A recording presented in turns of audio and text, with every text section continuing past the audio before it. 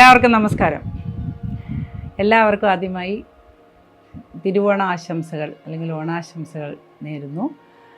എല്ലാവരും വളരെ ഭംഗിയായി ഓണം ആഘോഷിക്കട്ടെ, സന്തോഷത്തോടുകൂടി ഓണത്തിൻ്റെ ദിനങ്ങളൊക്കെ ചിലവഴിക്കട്ടെ.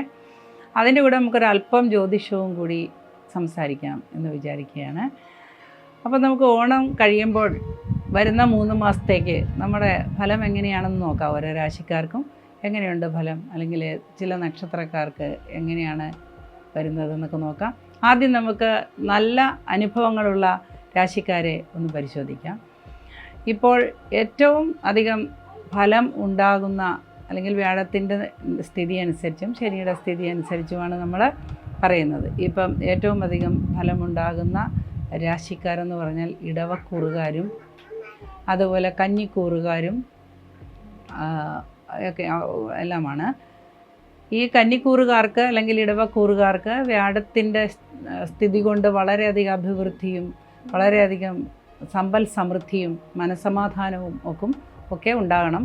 പക്ഷേ നമ്മളിതൊരു ഫൈനലായ ഒരു ഇതല്ല, അല്ലെങ്കിൽ നമ്മുടെ ജാതകപരമായ മാറ്റങ്ങളൊക്കെ ഇതിനെ അത്ര നല്ല പോസിറ്റീവായിട്ട് വന്നില്ലെന്നുണ്ടെങ്കിൽ തീർച്ചയായിട്ടും നമുക്ക് പ്രശ്നങ്ങളുണ്ടാകാം. അപ്പം നമ്മുടെ ജാതകപരമായ ദശാകാലങ്ങൾ അല്ലെങ്കിൽ ദശാകാലത്തിൻ്റെ ദശാനാഥൻ്റെ ബലം, രാശിയുടെ ബലം, അല്ലെങ്കിൽ ദശാകാലത്തിൻ്റെ അപഹാരം, ഛിദ്രം തുടങ്ങിയ കണക്കുകളൊക്കെ എടുത്തിട്ട് വിശദമായ ഒരു പഠനം നടത്തി പറയുന്നതല്ല. പക്ഷേ ഒരു ജനറലായ ഇപ്പോഴത്തെ ഗോചരഫലം വെച്ചാണ് നമ്മൾ ഓരോ കാര്യങ്ങൾ ഇന്ന് പറയുന്നത്. നമുക്ക് ഇപ്പോൾ രാശിചക്രത്തിൽ വ്യാഴത്തിൻ്റെ സ്ഥിതി ഇപ്പോൾ വന്നിട്ട് കർക്കിടകത്തിലാണ്. അപ്പോൾ കർക്കിടകത്തിലേക്ക് വ്യാഴം ഉച്ചനാണ് എന്നെല്ലാവർക്കും അറിയാം. കർക്കിടകത്തിലെ വ്യാഴത്തിൻ്റെ സ്ഥിതി വളരെ ഉച്ചാവസ്ഥയിലാണ്.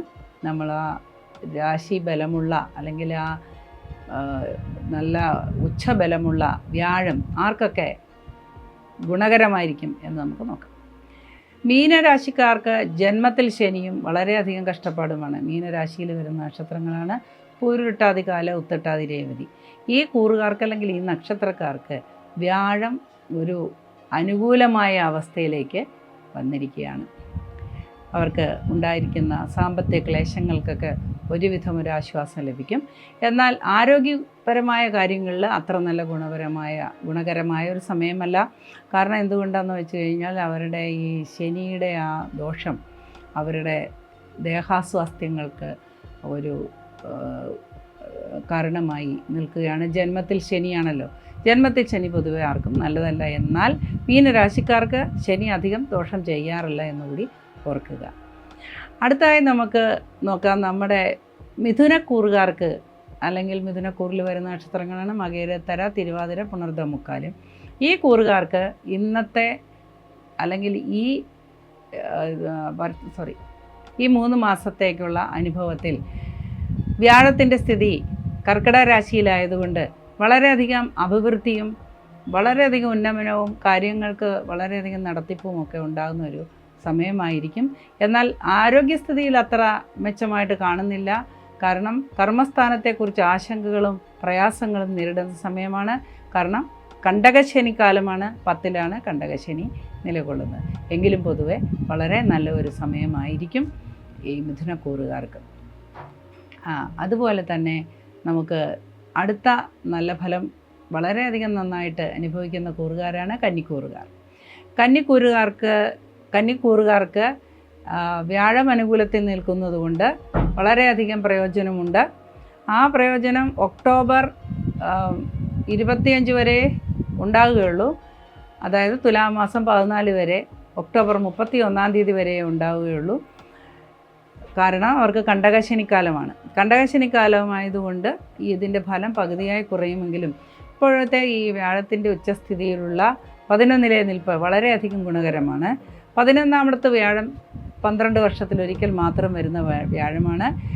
ഇപ്പോൾ അതിചാരത്തിൽ വ്യാഴം പലപ്പോഴും സഞ്ചരിക്കുന്നത് കൊണ്ട് ചില മാറ്റങ്ങളൊക്കെ വന്നേക്കാമെങ്കിലും ഈ 12 വർഷത്തിലൊരിക്കൽ വരുന്ന ഈ വ്യാഴത്തിൻ്റെ സ്ഥിതി വളരെയധികം ഗുണപ്രദമായിരിക്കും എന്ന് നമുക്ക് പറയാം. അടുത്തായി നമുക്ക് വൃശ്ചിക രാശിയിൽ വരുന്ന ആളുകൾക്ക് വ്യാഴം വളരെയധികം ഫലപ്രദമായ അനുഭവങ്ങൾ കൊടുക്കുന്ന ഒരു മാസങ്ങളാണ് ഈ വരുന്ന 3 മാസം. വൃശ്ചികരാശിക്കാർക്ക് പ്രത്യേകമായ ചില അനുഭവങ്ങൾ, ഭാഗ്യ അനുഭവങ്ങളൊക്കെ ഉണ്ടാകും. പങ്കാളിക്ക് വളരെയധികം അംഗീകാരവും ജോലി സ്ഥിരതയും ഒക്കെ ലഭിക്കുന്ന ഒരു മാസങ്ങളാണ് വരുന്നത്. ആശങ്കകൾക്ക് വിരാമമുണ്ടാകുന്ന സമയമാണ്. അതേപോലെ വളരെയധികം നല്ല സന്തോഷകരമായ അനുഭവങ്ങൾ സ്വന്തം തൊഴിൽ സ്ഥാനത്ത് നിന്നും അനുഭവിക്കാൻ, പ്രൊമോഷൻസോ അല്ലെങ്കിൽ ശമ്പളം വർധനവോ ഒക്കെ ഉണ്ടാവാനൊക്കെ സാധ്യതയുണ്ട്. അടുത്തതായി നല്ല ഫലമുള്ളത് മകരരാശിക്കാർക്കാണ്. മകരരാശിക്കാർക്ക് ഇപ്പോഴത്തെ വ്യാഴത്തിൻ്റെ സ്ഥിതി അനുസരിച്ചും അതേപോലെ ശനിയുടെ സ്ഥിതി അനുസരിച്ചും ഏറ്റവും നല്ല ഗുണകരമായ അനുഭവങ്ങൾ ഉണ്ടാകാൻ സാധ്യതയുണ്ട്.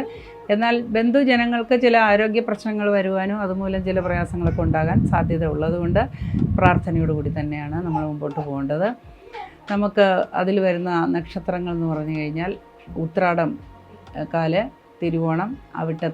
ഏറ്റവും അധികം പ്രയോജനം ഉണ്ടാകുന്ന രാശിക്കാരാണ് മകരരാശിക്കാർ. ഈ മകരരാശിക്കാർക്ക് വളരെയധികം ഗുണപ്രദമായ ഒരുപാട് നല്ല കാര്യങ്ങൾ ഒത്തുചേർന്ന് വന്നു ഭവിക്കുവാനും പുതിയ പ്രോജക്റ്റുകളൊക്കെ തുടങ്ങാൻ ഇരിക്കുന്നവർക്ക് പുതിയ ഓഫറുകളൊക്കെ വരുവാനും ഒക്കെ സാധ്യതയുണ്ട്. അതുപോലെ നമ്മുടെ സാമ്പത്തിക സ്ഥിതി വളരെയധികം മെച്ചപ്പെടാൻ സാധ്യതയുണ്ട്. കുറേ നാളുകളായിട്ട് ഉണ്ടായിരുന്ന പ്രതിസന്ധികളൊക്കെ മാറി വളരെയധികം നല്ല രീതിയിലുള്ള കാര്യങ്ങളൊക്കെ ചെയ്യാൻ പറ്റും. കലാകാരന്മാരായിട്ടുള്ളവർക്ക്, കലാകാരികൾക്കൊക്കെ വളരെ പുതിയ അവസരങ്ങളൊക്കെ വന്നു ചേരുന്ന നല്ല ഒരു മാസങ്ങളാണ് അടുത്ത 3 മാസം. അതേപോലെ ഇനി അടുത്തതായി മീനരാശിക്കാരുടെ ഫലമാണ് നമ്മൾ നോക്കുന്നത്. മീനരാശിക്കാർക്ക് വ്യാഴം 5 നിൽക്കുന്നത് കൊണ്ട് വളരെയധികം ഗുണമുണ്ടാകും. കാരണം അവർക്ക് ജന്മശനി ആണെങ്കിൽ കൂടിയും വളരെയധികം ഗുണപ്രദമായ അനുഭവങ്ങളും തൊഴിലിൽ നിന്ന് ആദായവും അതേപോലെ തൊഴിലിൻ്റെ സ്ഥിരത, ചിലർക്ക് തൊഴിലിനെ കുറിച്ചൊക്കെ ഉള്ള ആശങ്കകളൊക്കെ മാറി അവർക്ക് ഈ ജോലി സ്ഥിരപ്പെട്ട് കിട്ടും എന്നുള്ള ഒരു വിശ്വാസവും ഇതൊക്കെ ആത്മവിശ്വാസവും ഒക്കെ വരുന്ന സമയമാണ്.